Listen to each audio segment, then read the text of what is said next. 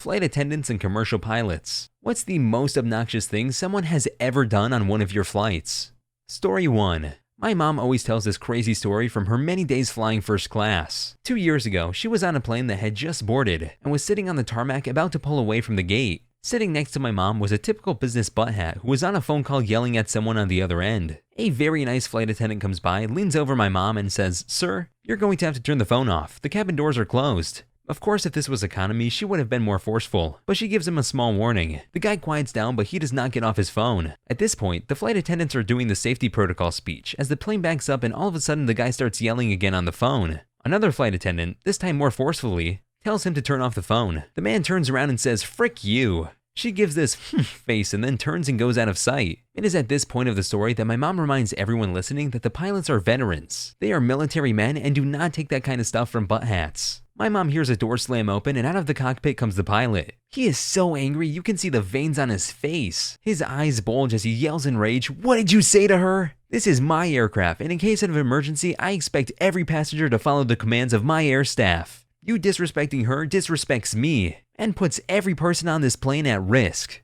The butthead, now being borne down upon by this massive angry ex-soldier, cowers, puts his phone away, and stammers an apology. Without missing a beat, the pilot continues, "You can take your sorry and shove it. You're not going anywhere. It is a federal crime to disobey an order from your aircrew, and you can tell whoever was so goddamn important on the other end of that phone call that fact after you talk to the TSA. The pilot goes back into the cockpit, pulls the plane back to the gate. Some uniformed police come in and take the guy off. Dead silence on the plane. As my mom always closes the story, "As God is my witness, everyone in unison takes out their phone, waves at it in the air, and shows that it is clearly in an off position, just like the ticket scene from Indiana Jones." Referencing that scene just got this story so many points in my book. Such a great movie for such a great story. People like that butthead deserve to be talked to like that, because then maybe they'll hopefully wake up and change how they treat people.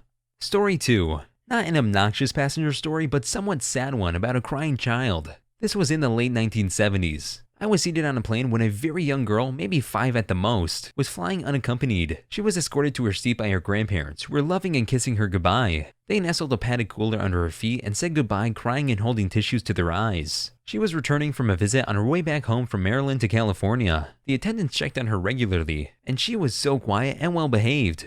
But she kept unbuckling her belt to bend down and unzip the cooler and check inside. She seemed to be getting more distressed as the flight from Maryland to California progressed. Finally asked her, "Do you have a pet mouse in there?" with a smile, "or maybe a rabbit?" She looked up at me and her eyes welled up with tears. "No, it's Maryland crab cakes." She then burst into tears. "Mommy said to bring Maryland crab cakes, so Nana packed them. Mommy told me not to lose the crab cakes or she'd spank me forever. What if someone takes my crab cakes?" She just started to sob. "I can't lose the crab cakes. I can't lose the crab cakes." The passenger ahead of her was a good old boy used car salesman type, who turned around and said, "Shut up, kid." I was so heartbroken for this kid who felt such pressure to deliver mom's precious cargo to her. I said, "Lock them up with a magic key." We zipped up the cooler case, then made it as if I was locking it. Put my invisible key inside her pocket. "There, no one can take your crab cakes. Now you can take a nap or read if you like." She said, "Okay, you have to watch them for me also." "You bet." Once we landed and she was escorted off the plane by the attendant, her mother was waiting for her at the gate. She took the cooler from the girl and said, "Come on." Mom turned around and walked ahead of the girl, carrying the cooler, and she didn't take the girl's hand or anything. The girl was ahead of me several paces and turned around and waved at me as she followed her crab cake delivery. Think about her constantly. She's an adult now and I hope she's okay.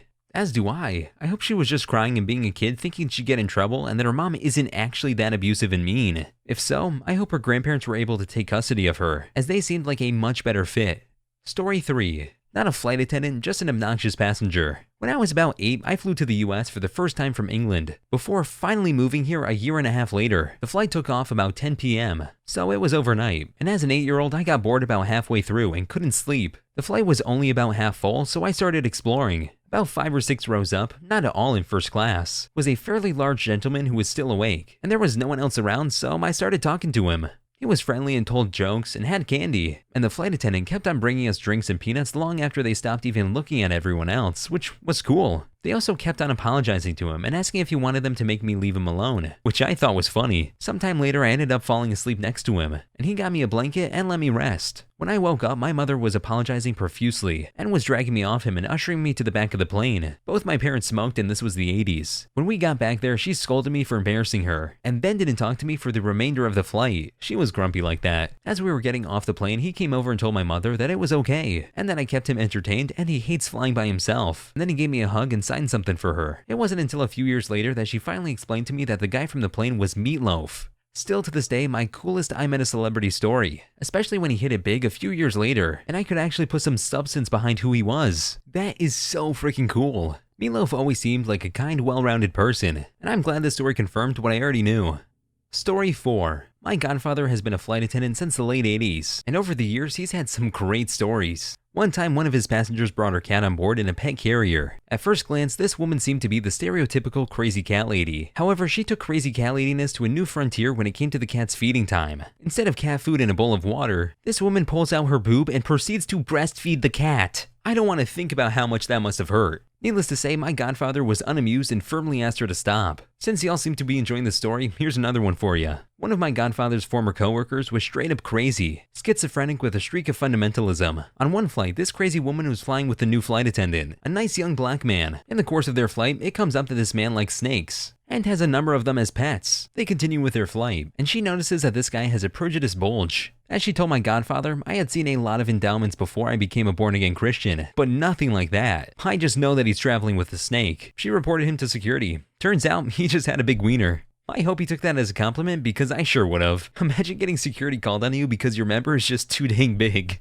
Also, I really don't want to dignify that cat lady story with a response, so I'll just leave it at that. What is wrong with some people?